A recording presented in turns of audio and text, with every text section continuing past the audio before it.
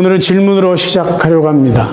여러분들은 하나님을 무자비한 하나님으로 생각하십니까? 아니면 자비로운 하나님으로 생각하십니까? 성도님들 중에는 하나님을 구약의 하나님과 신약의 하나님으로 이렇게 나누어서 이해하는 분들이 계십니다. 그러니까 구약의 하나님은 호전적인 하나님, 전쟁을 좋아하시고 유대인이 아닌 이방 민족을 마구 잡아 죽이시는 그런 심판하신 하나님, 자비가 없으신 하나님으로 그런 이미지로 하나님을 하고, 신약에 나타난 하나님은 인자하시고 오래 참으시고 죄인을 용서하시는 사랑의 하나님, 그런 이미지로 이렇게 구별해서 생각하는 분들이 계십니다. 그런데 오늘 저희들이 읽은 구약 성경이 신명기 2장에 보면은 하나님은 이방 민족을 마구 죽이시는 그런 무자비한 하나님이 아니다라는 것을 우리가 볼 수 있어요. 다시 한번 제가 읽어드릴게요. 신명기 2장 4절입니다. 너는 또 내 백성에게 명령하여 이르기를 너희는 세일에 거주하는 너희 동족 에서의 자손이 사는 지역으로 지날진대 그들이 너희를 두려워하리니 너희는 스스로 깊이 삼가고 그들과 다투지 말라. 그들의 땅은 한 발자국도 너에게 주지 아니하리니 이는 내가 세일산을 에서에게 기업으로 주었음이라. 너희는 돈으로 그에게서 양식을 사서 먹고 돈으로 그들에게서 물을 사서 마시라. 9절에 보면 또 이렇게 말합니다. 여호와께서 내게 이르시되 모압을 괴롭히지 말라. 그와 싸우지도 말라. 그 땅을 내가 내게 기업으로 주지 아니하리니 이는 내가 롯 자손에게 아르를 기업으로 주었습니다. 자, 하나님은 이스라엘 백성을 길게는 40년 동안 광야에서 그들을 먹이시고 입히셨습니다.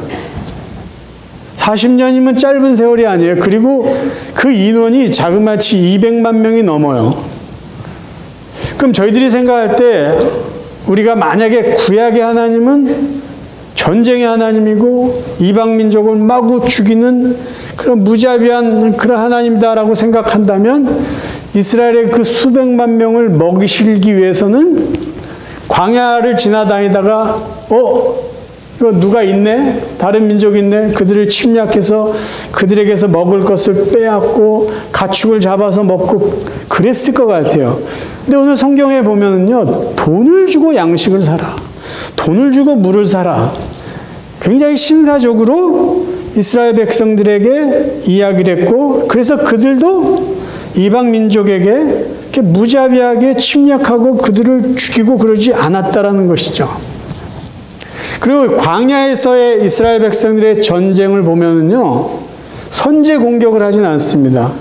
방어적인 성격으로 전쟁을 했어요. 그 대표적인 예가 출애굽기 17장의 아말렉과의 전쟁에서도 그들이 먼저 침략을 했기 때문에 방어적인 의미로 그들과 싸웠습니다. 민수기 21장에 나오는 아모리 시온 왕과의 전쟁도 공격이 아니라 방어적인 성격으로 전쟁을 한 것입니다.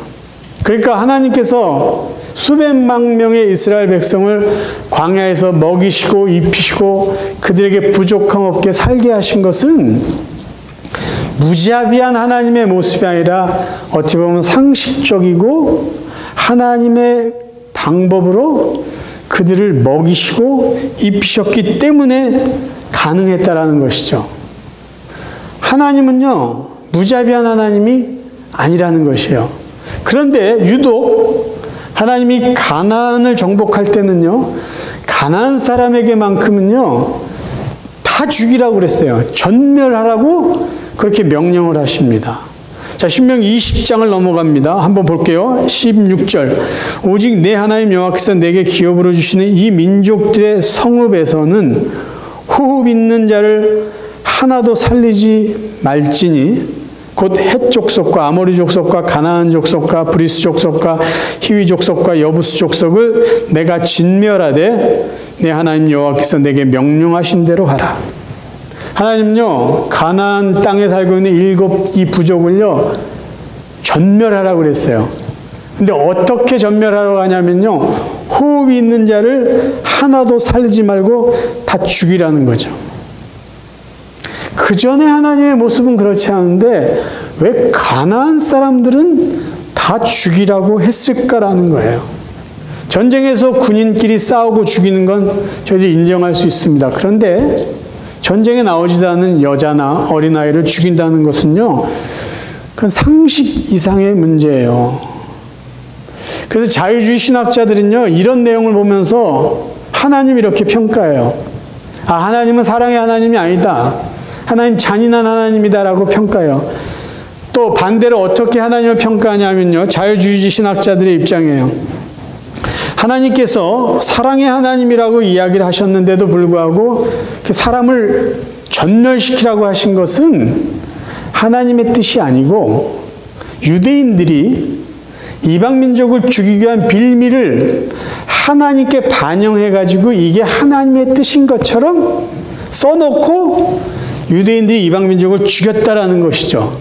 그래서 자유주의 신학자들이 하는 말은 성경은 무오한 하나님의 말씀이 아니라 인간이 편집해서 쓴 거다. 꾸며서 쓴 것이다. 이런 식으로 또 성경을 평가하기도 합니다. 그런데 중요한 건요, 성경에는 분명히 하나님은 호흡이 있는 자를 다 죽이라고 그랬어요. 호흡 있는 자를 다 죽여라. 남자든 여자든 어린아이든 뭐 상관없이 다 죽이라는 거예요. 왜 하나님이 이렇게 잔인한 명령을 하신 것일까요? 그 이유는요, 생각보다 단순합니다. 가나안 사람들의 가증한 죄를 심판하시기 위해서요. 가증한 죄들을 심판하기 위해서. 가증이라는 말은요, 역겹다라는 말입니다. 역겹다. 레위기 18장에 보면은요, 하나님이 어떠한 값을 치르더라도 심판하시고자 하는 죄악들이 기록되어 있어요. 아주 자세한 내용들이에요. 그 내용을, 그 죄악들을 정리하면 이것이에요. 근친상간. 가족들하고 성관계라는 거예요. 친척들이랑. 그거 하나님이 아주 미워하세요. 또 하나는요, 자녀들을 제물로 삼아서 자녀들 죽이면서 제사 드리는, 자녀를 희생시키는 그 모든 행위를 하나님은 싫어하세요. 또 하나, 동성애. 하나님은 그것을 죄악시 여기고 그것을 반드시 심판하시겠다고 그랬어요. 또 하나, 레위기 18장에 나와 있는 죄악 중에 하나는 수간이에요. 동물하고 성관계를 하는 거. 그런 거 하나님은 어떠한 값을 치르더라도 심판하시겠다고 말씀하셨어요. 그런데 이 말도 안 되는 이 가증스러운 죄악들을요, 가나안 사람들은 이미 행하고 있었기 때문이에요. 그래서 하나님은 가나안 사람들이 미워서가 아니라 그들의 죄악을 심판하기 위해서 이스라엘 백성들이 명령한 거죠. 야, 너희들 가나안을 정복할 때 호흡 있는 자들을 다 죽여. 이 말은 곧 그들의 죄에 대한 심판을 선언하신 것입니다. 그리고 그 죄악들을 말씀하면서 이스라엘 백성들에게 이렇게 명령하세요. 너희는 이 모든 일로 스스로 더럽히지 말라. 내가 너희 앞에서 쫓아내는 족속들, 바로 가나안 족속들이에요. 이 모든 일로 말미암아 더러워졌고 그 땅도 더러워졌으므로 내가 그 악으로 말미암아 벌하고 그 땅도 스스로 그 주민을 토하여 내느니라. 그러므로 너희 곧 너희의 동족이나 혹은 너희 중에 거류하는 거류민이나 내 규례와 내 법도를 지키고 이런 가증한 일에 하나라도 행하지 말라라고 명령합니다. 그래서 어떤 신학자는요, 하나님께서 가나안 족속들 다 죽이라고 한 것은 이 가증스러운 죄악들에 대한 집단 사형 집행과 같은 행위다라고 정리했습니다. 그러니까 이 모든 족속들이 다 죄를 범했기 때문에 하나님이 그 죄에 대한 집단 사형을 집행한 것으로 해석한 것이죠. 사실 하나님은 가나안 이 족속들을요, 갑자기 멸망시킨 게 아니에요. 400년 동안의 회개할 기회를 주셨습니다. 그것을 저희들이 창세기 15장에서 확인할 수가 있어요. 창세기 15장 13절입니다. 여호와께서 아브라함에게 이르시되 너는 반드시 알라. 내 자손이 이방에서 객이 되어 그들을 섬기겠고 그들은 400년 동안 내 자손을 괴롭히리니 애굽에서 종살이할 것에 대한 예언이에요. 그들이 섬기는 나라를 내가 징벌할지며 그 후에 내 자손이 큰 재물을 이끌고 나오리라. 출애굽할 것에 대한 말씀이죠. 너는 장수하다가 평안히 조상에게로 돌아가 장사될 것이요. 아브라함의 죽음을 말씀합니다. 그 다음에 어떤 일이 벌어질 것인가. 내 자손은 4대 만에 이 땅으로 돌아오리니 이는 아모리 족속의 죄악이 아직 가득 차지 아니함이니라 하시더라.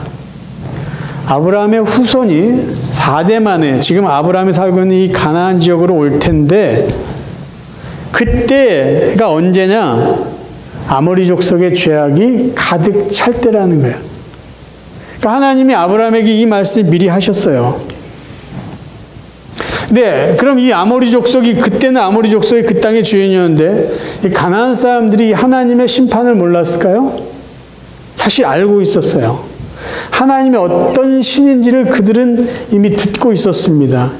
누구를 통해서 확인할 수 있냐면요, 라합이에요. 라합.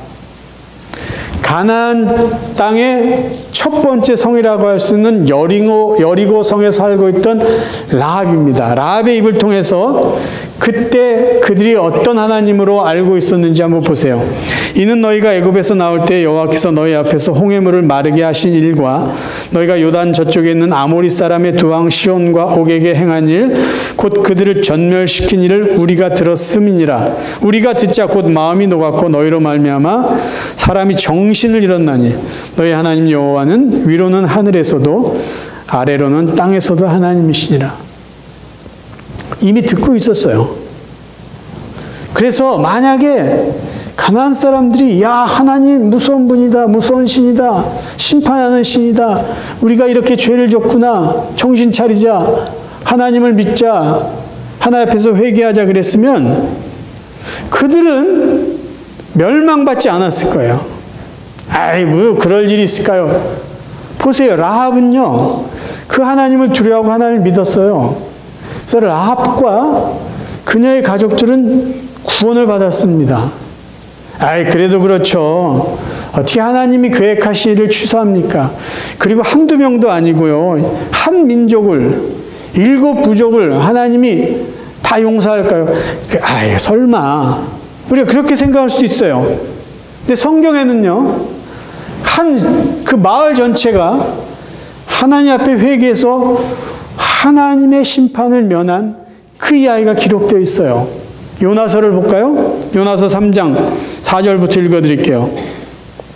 요나가 그 성읍에 들어가서 하루 동안 다니며 외쳐 이르되 40일이 지나면 니느웨가 무너지리라 하였더니 니느웨 사람들이 하나님을 믿고 금식을 선포하고 높고 낮은 자를 막론하고 굵은 베옷을 입은지라.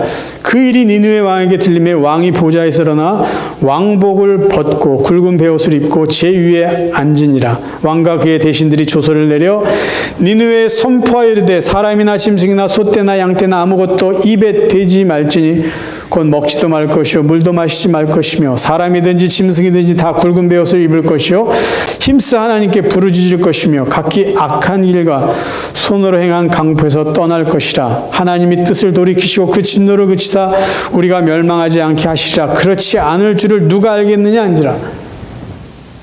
백성들이 정신 차리고 회개하고 왕이 그 소리를 듣고요, 금식을 선포하고 회개하자 그래요. 악한 길을 떠나자. 그럼 하나님이 혹시 그 뜻을 돌이키지 않겠느냐 그랬어요. 그 결과가 어떻게 될까요? 하나님이 그들이 행한 것, 곧 그 악한 길에서 돌이켜 떠난 것을 보시고 하나님이 뜻을 돌이키사 그들에게 내리리라고 말씀하신 재앙을 내리지 아니하시니라. 그러면 그때 이 아수르에 쏘였던 니느웨 사람 중에 회개하고 멸망받지 않고 구원받은 사람이 몇 명이나 되었을까요? 요나는 이렇게 기록하고 있어요. 이 큰 성읍 니느웨에는 좌우를 분별하지 못하는 자가 12만여 명이요 가축도 많이 있나니. 하나님이 이들을 불쌍히 여겨서 이들의 회개를 듣고 이들을 살려줬어요. 12만여 명. 12만여 명. 한 도시를. 이 하나님이에요. 그러니까 하나님은 하나님을 두려워하고 하나님 앞에 지은 죄를 진심으로 회개하는 사람에게 하나님의 진노를 거두시는 분이에요. 근데 가나안 족속은 그것을 하지 않았어요. 하나님을 두려워하지도 않아요. 하나님 인정하지도 않아요. 하나님 믿지도 않고, 그러니 회개도 하지 않았죠. 400년을 기다리고 하나님이 결국 이스라엘 백성을 가나안 족속을 심판하는 심판의 도구로 사용하셨어요. 그리고 하나님은 타락한 그 땅을 하나님의 백성으로 하여금 거룩한 하나님의 나라를 이루기 위한 출발을 그 땅에서 시작하셨습니다. 하나님은요, 죄를 철저히 미워하시는 분이에요. 철저히 미워하세요. 하나님이 죄를 얼마나 미워하시는지 성경에 기록된 부분이 창세기 6장부터 나와 있어요. 우리가 잘 아는 내용이에요. 하나님이 홍수로, 물로 이 세상을 심판하세요. 그 배경을 이렇게 말합니다. 여호와께서 사람의 죄악이 세상에 가득함과 그의 마음으로 생각하는 모든 계획이 항상 악할 뿐임을 보시고 땅 위에 사람 지으셨음을 한탄하사 마음에 근심하시고 이르시되 내가 창조한 사람을 내가 지면에서 쓸어버리되 사람으로부터 가축과 기는 것과 공중의 새까지 그리하리니 이는 내가 그것들을 지었음을 한탄함이니라 하시니라. 여기서 우리가 주목해야 될 단어가 한탄이에요. 하나님이 사람을 만들고 짐승을 만들고 그런 걸 한탄했다고 나와 있어요. 특히 6절에 보세요. 땅 위에 사람 지으셨음을 한탄하사. 이 한탄이라는 의미는 뭘까요? 한탄이라는 의미는 이거예요. 후회했다라는 의미가 아닙니다. 왜? 완전하신 하나님이 창조를 잘못한 게 되는 거예요, 그러면. 하나님은 후회하셨다는 의미가 아니라 한탄이라는 의미 이거예요. 깊은 한숨이에요. 절망을 표현하는 거예요. 그러니까 너무 사람들이 하나님의 뜻대로 살지 않으니까 너무 큰 실망을 해서 깊은 한숨을 쉬는 거예요. 하나님의 마음의 아픔을 드러내는 거예요. 여러분, 홍수 심판을 통해서 우리가 반드시 기억해야 되는 것은요, 하나님의 마음, 하나님의 아픔입니다. 하나님은요, 천지 만물을 만드시고요, 너무 좋아하셨어요. 기뻐하셨어요. 그러니까 스스로 만족하실 정도로 완전한 세상을 만드셨어요. 그리고 마지막 날 인간을 만드시고요, 심히 좋았다고 그랬어요. 너무 기뻐하셨어요. 그런데 그 아름답고 만족한 이 창조 세계를 하나님이 다 파괴해버리기로 결정하셨어요. 그 마음이 쉽겠어요? 편하겠어요? 왜 그랬을까요? 인간의 죄 때문이에요. 죄만 없었으면 하나님은 하나님이 창조하시고 만족하신 창조 세계를 결코 파괴하지 않았을 거예요. 저희는 가끔 세계 여행을 하던 아니면 요즘에는 TV 영상이 너무 좋아서 세계 여행을 다니면서 그 아름다운 곳을 촬영해서 TV에서 방송해주는 그 영상을 볼 수 있어요. 그 화질이 좋아가지고요, 그런 걸 보면 감탄을 해요. 와, 세상이 이렇게 아름다운가. 야, 저런 데 한번 꼭 가보고 싶다. 그런 곳이 한두 곳이 아니에요. 근데 여러분 기억하세요. 우리가 어디를 가서 자연을 보든 아니면 아름다운 영상을 보든 그 아름다운 이 세상은요, 이미 하나님이 물로 심판해서 망가졌던 세상이에요. 그렇다면은 하나님이 물로 심판하시기 전에 이 세상은 얼마나 아름다웠겠어요? 얼마나 황홀했을까요? 근데 그럼에도 불구하고 하나님은 이 아름다운 세상을 다 부셔버리는 거예요. 물로 다 쓸어버리셨어요. 왜요? 죄 때문이에요, 죄. 그러니까 홍수 심판을 보고 우리가 기억해야 될 하나님은요, 그 아픔을 지불해서라도 죄에 대해서 심판할 수밖에 없는 하나님이라는 거예요. 그러니까 가나안 족속을 왜 하나님이 진멸해라, 다 죽여라라고 하셨는지 죄에 대한 하나님의 마음으로 우리는 이해하셔야 된다는 거예요. 내가 죄를 얼마나 미워하는지 너희들은 기억하라는 거예요. 그리고 이렇게 이스라엘 백성들에게 분명히 말씀하셨어요. 신명기 20장 18절. 이는 그들이 그 신들에게 행하는 모든 가증한 일을 너희에게 가르쳐 본받게 하여 너희가 너희 하나님 여호와께 범죄하게 할까 함이니라. 다 죽여야 돼. 깨끗이 지워야 돼. 그렇지 않으면 그들이 너희에게 죄 짓는 것을 가르쳐 줄지 몰라. 그래서 너희들도 그들과 같이 하나님께 죄를 범하게 할 수 있을지 모르니까 잔인한 것 같지만 깨끗이 그 가증한 죄악들을 심판해야 돼. 이렇게 말씀하신 거예요. 그런데 안타깝게도 이스라엘 백성들은요, 가나안에 가서 하나님의 말씀대로 그 죄들을 깨끗이 진멸하지 않았습니다. 사람들 다 죽이지 않았어요. 마치 자기가 자비로운 사람처럼 그들을 살려둡니다. 결과가 어떻게 됐어요? 가나안의 타락한 문화를 그들이 접하죠. 그리고 가나안 사람들이 했던 우상 숭배를 그들도 똑같이 배워서 하나님 앞에서 죄를 범합니다. 여러분, 죄의 영향력은요, 그냥 내버려두면 조용히 사라지지 않습니다. 절대 그렇지 않아요. 죄는요, 끝까지 남아서 악한 영향력을 사람들에게 보여줘요. 그 예를 제가 사울 왕을 통해서 한번 예를 들어드릴게요. 하나님께서 사울 왕정시대입니다. 광야에서가 아니라 왕정시대 때 사울 왕에게 아말렉과의 전쟁이 있을 때 이 가나안 족속에게 말씀하신 것처럼 모든 사람을 죽이라고 명령을 하세요. 근데 사울 왕이 하나님의 말씀에 순종하지 않아요. 몇 구절을 골라서 읽습니다. 사무엘상 15장 3절. 지금 가서 아말렉을 쳐서 그들의 모든 소유를 남기지 말고 진멸하되 남녀와 소아와 젖먹는 아이와 우양과 낙타와 나귀를 죽이라 하셨나요? 다 죽이라는 거죠. 7절. 사울이 하윌라에서부터 애굽 앞 술에 이르기까지 아말렉 사람을 치고 아말렉 사람의 왕 아각을 사로잡고 칼날로 그의 모든 백성을 진멸하였을 때, 보세요. 9절. 사울과 백성이 아말렉 왕입니다. 아각과 그의 양과 소의 가장 좋은 것 또는 기름진 것과 어린 양의 모든 좋은 것을 남기고 진멸하기를 즐겨 아니하고 가치 없고 하찮은 것은 진멸하니라. 자, 아말렉 사람이 그래서 살아나요. 아말렉이라는 족속이 역사상에 계속 존재합니다. 이들이 어떻게 됐을까요? 수백 년이 지난 후에 아말렉 족속의 후손인 하만이라는 사람이요, 유대인들을 다 죽이려고 계획을 해요. 그게 에스더에 기록되어 있는 내용이에요. 한 구절을 읽어드릴게요. 그들이 모르드게의 민족을 하만에게 알림으로 하만이 모르드게만 죽이는 것이 부족하다고 생각하고 아수에로의 온 나라에 있는 유다인 곧 모르드게의 민족을 다 멸하고자 하더라. 하만이 누굴까요? 그래서 3장 1절에 보면 아각 사람 암무다다의 아들이라고 되어 있어요. 아각 사람의 후손이에요. 사무엘상 15장 8절에 보면 아말렉 사람의 왕이 아각이에요. 그러니까 아각 사람의 후손이라는 것은 아말렉 사람의 후손이라는 거예요.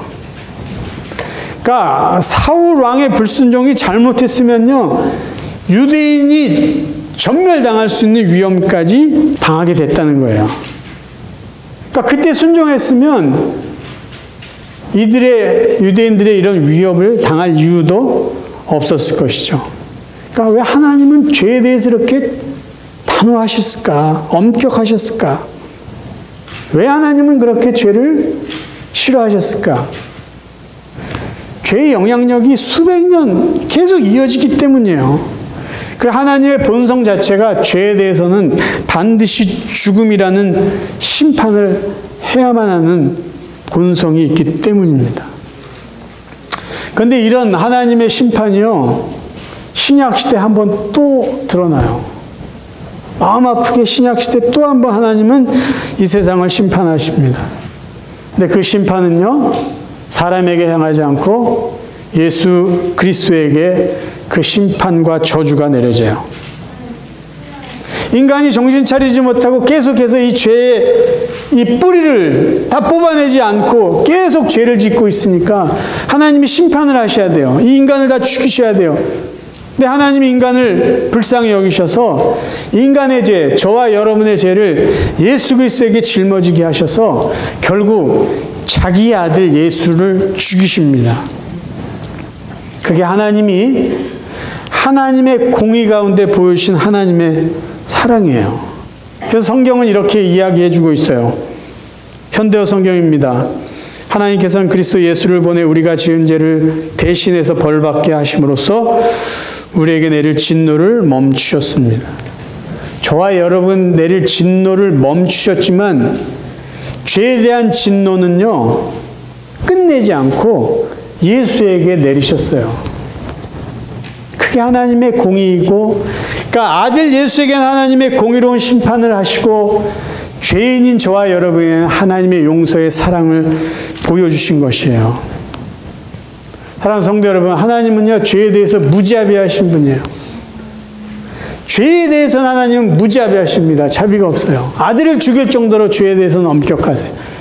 근데 하나님은요, 저와 여러분 인간에게는 자비로우신 분이에요.